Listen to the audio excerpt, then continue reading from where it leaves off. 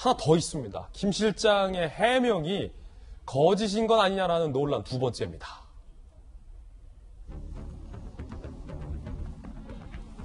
실거주하는 서울 성동구 금호동 집 전셋값이 올라서 나도 올릴 수밖에 없었다. 어쩔 수 없었다. 라는 해명이 나왔죠, 어제?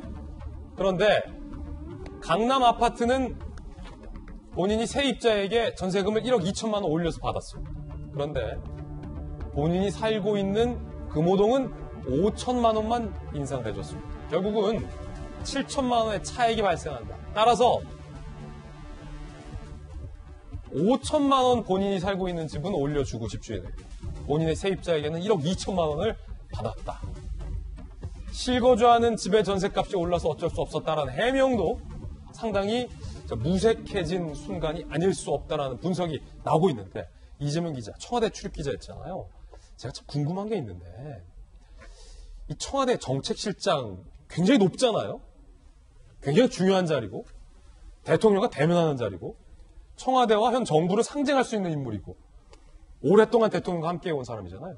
본인의 이 문제에 대해서 본인이 제일 잘 알 텐데, 이틀도 아니고 하루 만에 어찌 보면 들통날 이 부실한 해명들을 도대체 무슨 생각으로 국민들 앞에 내놓을 수 있었을까라는 게 저는 어제부터 굉장히 궁금했어요. 안 들킬 거다라고 생각한 걸까요? 아니면 이거 말고 뭐 또 다른 속사정이 있는 걸까요? 글쎄요, 속사정까지 알 수 없지만 하나 확실하게 알 수 있는 건 대통령의 빠른 경질에는 김장현 실장의 해명 등이 제대로 설명되지 않고 오히려 그것이 국민의 분노를 더 유발할 수 있다. 이런 것들이 반영되어 있는 게 아닌가 싶습니다. 그러다 보니까 대통령도 전격적으로 많은 언론에서 오늘 보도했지만 문재인 대통령 스스로가 문책 인사를 잘 하지 않았었는데 그야말로 하루 만에 전격 경질을 한 데는 그런 배경이 반영되어 있다고 봐야겠죠. 지금 저희가 살펴본 것처럼 물론 이미 진짜 5천만 원이 부족해서 한 건지 아니면 1억 2천이 다 필요했는지 이게 중요한 게 아니라 이미 본인의 예금 자체가 14억이 넘게 있는 상황에서 과연 그게 5천만 원 때문에 했느냐 아니면 그래서 7천만 원을 더 차익이 발생했느냐 할 수 있지만 사실 전세값 자체라는 건 아주 나중에는 돌려줘야 되는 돈이기 때문에 저것 가지고 수익이 발생했다 이렇게 보기는 어려운 거죠. 물론 임시적으로 이자 수익이 있을지 모르겠으나 어쨌든 그렇지만 중요한 건 뭐냐면 임대차 3법에 대해서 모두가 다 염려를 했습니다. 임대차 3법 자체는 그러니까 취지는 바람직한 거죠. 전세 들어와서 한 사람들이 2년뿐이 아니라 4년간 전세가 보장되고 또 2년에서 2년 갱신을 할 때는 5% 이내에서 임대를 올린다. 그만큼 주거 안정에 대해서 기여한다라는 취지는 바람직한 겁니다. 하지만 시장이라 하면 늘 그 취지대로 움직이는 게 아니죠. 오히려 잘못하면 많은 사람들이 전세를 걷어들여서 오히려 전세가가 폭등하고 물량이 줄고 이래서 역작용, 부작용이 날 수 있다라는 우려를 다 했던 겁니다. 그리고 실제 그렇게 반응을 했던 거죠, 시장이. 그렇기 때문에 그것을 알고 거기에 대응해야 된다라는 게 당시에 많은 야당의 주문이었고 시장의 주문이었다고 좀 봅니다. 그런데 중요한 건 그 부작용을 듣고 그 부작용을 반대로, 그 부작용을 어떻게 해소할지를 고민해야 정치 시장이 똑같이 부작용대로 염려되는 부작용을 그대로 행했다는 겁니다. 그러다 보니까 이게 도대체 본인조차도 시장에 따라서 시장의 움직임대로 움직일 거면서 왜 시장에 반대되는 정책을 주문하고 그 정책을 위반하고 정책을 실행하려 했느냐. 그러다 보니까 지금 이미 시민단체에서도 오히려 일부러 이렇게 지금 부동산 값을 올리려고 좀 정책을 하느냐라는 말까지 나올 정도로 그런 이제 완전히 거꾸로 된 상황을 맞이하게 된 거죠. 그런 점에서 굉장히 저는 지금 현 정부가 입을 타격이 크고 그래서 대통령도 그렇게 빨리 움직였다 이렇게 봅니다. 아니, 경질에 대한 의미는 잘 설명해 주셨으니까 충분한 것 같고, 자, 지금 궁금한 게 본인이 이 임대차 3법에 대해서 누구보다 잘 알고 주도했던 분 중에 한 분이잖아요. 그럼 시장에서 지금 우려했던 게 방금 이 기자가 말했던 그런 것들이라면 내가 현금이 이만큼 있어요. 그런다 하더라도 올려받고 싶을 수 있잖아요. 몇 년간 안 올렸다면. 근데 내가 이거를 14%나 올려받으면 국민들이 나를 뭐로 볼까에 대해서 공직자라면 한 번쯤 생각했을 텐데 왜 그걸 그냥 14% 올려받았을까? 무슨 생각으로? 형분도 많은데 일단 그래서 경질되는 거죠. 그러니까 참 이해하기 어려운 거죠. 이해하기 어려운 거죠. 얘기한 것처럼 모든 공직자는 조금 전 윤태권 실장 말하신 것처럼 관보에 재산이 다 공개됩니다. 그러면 1년 전과 비교해보면 재산이 어떻게 늘고 줄었는지가 바로 눈에 보이죠. 그런 점에서 당연히 언론이 주목할 수밖에 없는 몇 안 되는 사람 중에 한 사람이 바로 정책실장일 텐데 그걸 알면서도 이렇게 했다는 건 본인은 얘기할 게 있죠. 법 이전에 했다. 그리고 시장보다 낮게 책정했다. 그러니까 해명할 것들은 있지만 그것이 시장이 받아들일 땐 전혀 그렇지 않다는 또 공적의식, 그 공감대가 떨어진 거다. 이렇게 볼 수밖에 없는 거죠. 뭐 그런 점에서 전 왜 그랬냐.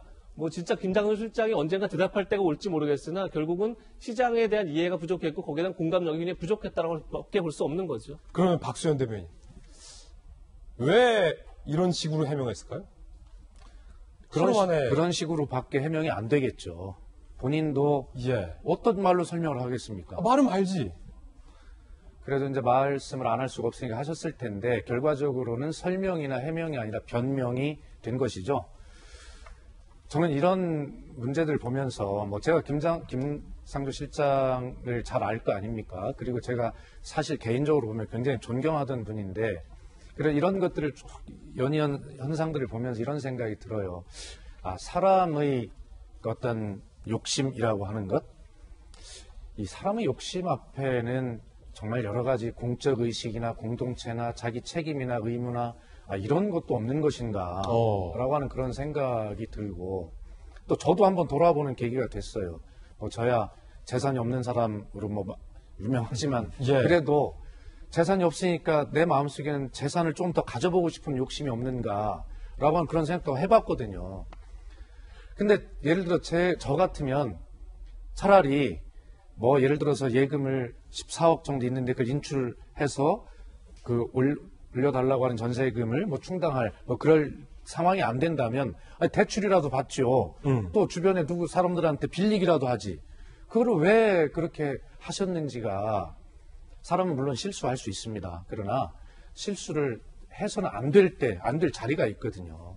그래서 그런 실수를 해서는 안 될 자리, 안 될 시기에 하신 실수이기 때문에 국민들께서 용서가 안 될 거다. 이런 말씀을 드릴 수밖에 없습니다. 이낙연 전 대표도 오늘 아침 한 라디오에 출연해서 실망스러운 행동을 했다라고 지탄했습니다. 들어보시죠. 경질은 불가피했다고 보고요. 면목 없는 일이죠. 그 자리에서 그 일을 해오신 분이 그런 일이 있었다라고 하는 것은 부끄러운 일입니다. 그런데 야당에서는 이 경질도 문제 삼고 있습니다. 선거를 앞뒀기 때문에 황급히 경질을 했다라는 겁니다. 들어보시죠. 선거가 앞에 있으니까 황급히 경질을 한 것 같습니다. 정부 입법의 가장 책임자가 정책실장 아니겠습니까? 그 법이 얼마나 앞뒤가 맞지 않고 잘못된 법인지를 또 여실히 증명하는 거죠. 선거가 없으면 버티기, 선거가 있으면 꼬리 자르기입니까? 재벌 저격수라더니 사실상 세입자 저격수였던 셈입니다. 국민은 벼락거지, 문재인 정권은 벼락 부자인 셈입니다. 야당에서 이렇게 비판하고 있는 이유는 김상조 정책실장이 평소에 임대차 3법 등을 포함해서 이렇게 얘기를 해왔기 때문입니다.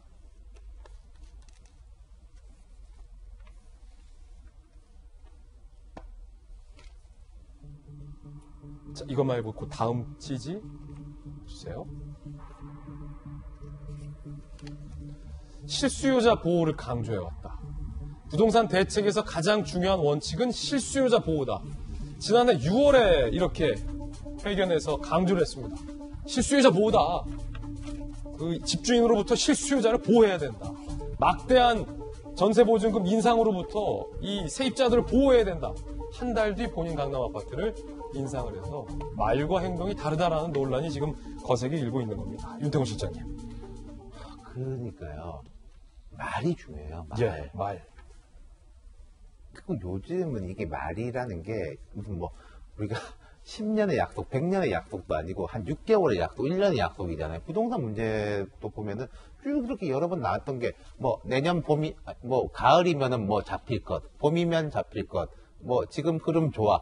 이게 저희가 한 1년에 두세 번씩 듣는 이야기가 지금 한 4년째 이어오고 있는 것이고 지금 이 상황에서 처음에 나왔을 때 뭡니까? 뭐 투기 이렇게 나오거나 뭐 있으면은 뭐 호적을 파낸다.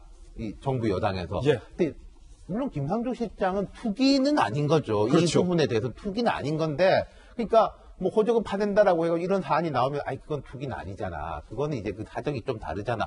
불법은 아니잖아라고 하면은 그게 사람들이 더 마음이 턱턱 깎이는 거거든요. 이게 저는 지금이라도 다 조금 말씀들을 조심하셨으면 좋겠어요. 그러니까 뭐 뒤에 이야기 나온지 모르겠는데 어제 총리께서도 무조건 구속 수사를 원칙으로 한다. 최고 형량을 구형한다. 아니요. 우리 형법에 불구속 수사가 원칙이고요. 구속 수사는 예외적인 것이고 최고 형량을 구형하는 거는 그 검사가 구형을 하는 거지. 예. 그 총리가 저 사람 구속해. 건네주세요. 구속하고 최고 형량 구형하세요라는 게 아니거든요. 정세균 총리 정치 오래 하신 분인데 왜 그걸 모르겠습니까? 근데 마음이 급하고 사람들이 화가 나 있으니까 그냥 실례된 말씀이지만 조금 막 던지기 식으로 말이 나오는 거예요. 그럼 자, 한 달, 두 달, 세 달 있으면은 아마도 LH 수사가 어느 정도 일단락 될 겁니다. 그럼 그 사람들 다 구속 수사하고 최고 형량 구형 되겠습니까? 제가 볼 때는 몇 달 만에 못 지킬 이야기들을 또 하고 있는 거예요. 예. 가장 중요한 게 이 세입자를 보호하는 것이다 라고 강조를 했던 김상조 정책실장이 한 달 뒤에 본인이 대폭 전세료를 인상한 정황도 오늘 드러난 겁니다. 말이 중요하다. 부동산 인상과 관련돼서 김 실장은 이렇게 말을 해서 빈축을 산 바도 있습니다.